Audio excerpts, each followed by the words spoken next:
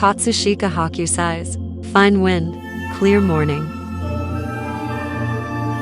In the early 17th century, Japan underwent a time of relative peace that had been administered by the conservative military government. Through this change, society was reorganized into four classes, with descending distinction of warriors to farmers, to artisans to merchants. Wealthy artisans and merchants turned to the entertainment districts, or the floating world, in order to expend their assets. These districts greatly influenced the artistic, intellectual, and social customs of the time. This era in Japan is referred to as the Edo period. Historically, the kanji for ukiyo expressed the Buddhist idea of the transitory, or the non-permanent, characteristic of life. Therefore, much like many Buddhist sentiments, it encouraged people to find enjoyment in life, a joie de vivre. As with any art, Ukiyo-e commented on the increasingly indulgent tendencies of the new social elites. All the while, the consumers of this particular art slowly grew into the depiction themselves. Ukiyo-e has a rather distinct style that is fairly easy to identify.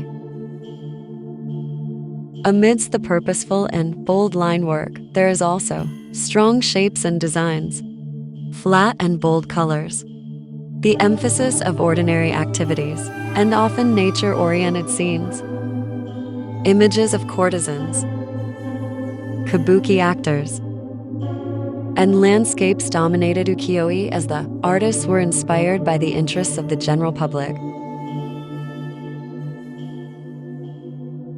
The saturated colors and stylized forms in prints helped inspire the Impressionist and Post-Impressionist movements. The late 17th century saw the prominence of human figures in landscape settings with special attention to contemporary affairs and fashions. In the late 17th and early 18th century, Edo pictures were highly sought after by tourists.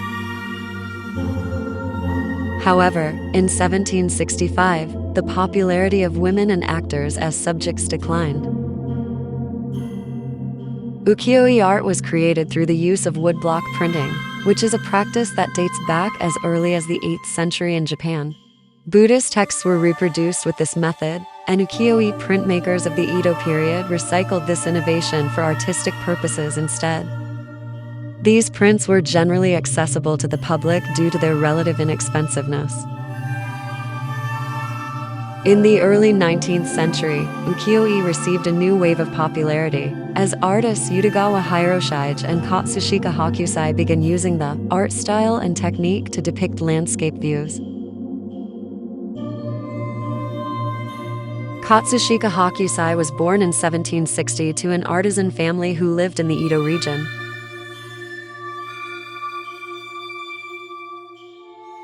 Prior to creating the 36 views of Mount Fuji, in which Fine Wind, Clear Morning is part of, his work mainly focused on traditional subjects of ukiyo-e.